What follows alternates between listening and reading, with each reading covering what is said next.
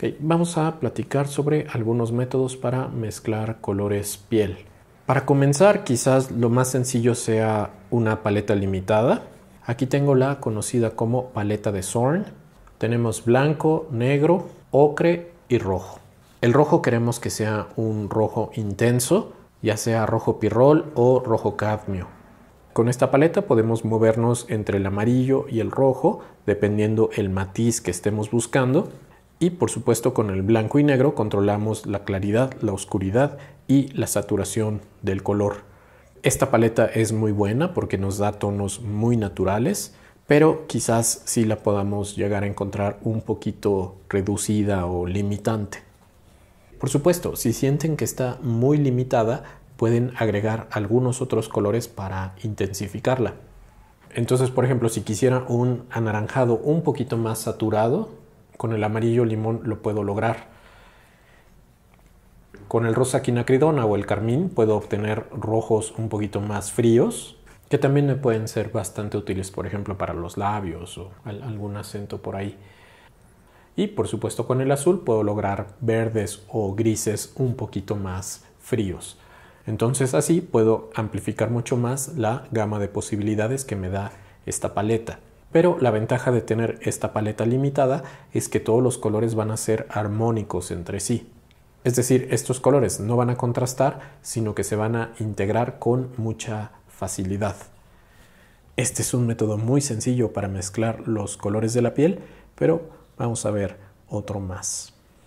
Un método que funciona muy bien es partir de un tono medio y este tono irlo modificando a lo que necesitemos. Por ejemplo, puedo mezclar un poquito de gris con siena tostada y entonces a partir de este tono base puedo modificarlo a lo que yo requiera. Entonces si de repente necesito aclararlo, bueno, pues le puedo agregar un poquito de blanco. Si necesito volverlo un poquito más amarillo, bueno, es muy sencillo.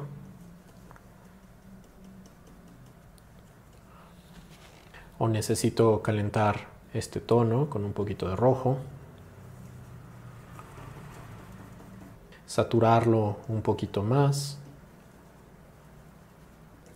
O quizás enfriarlo con un poquito de azul.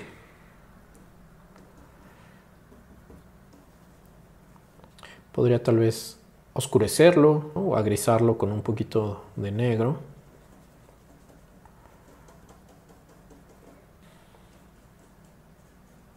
O por ejemplo oscurecerlo con negro y calentarlo un poquito más con una gotita de rojo para lograr estos colores pardos que son útiles para las sombras más profundas.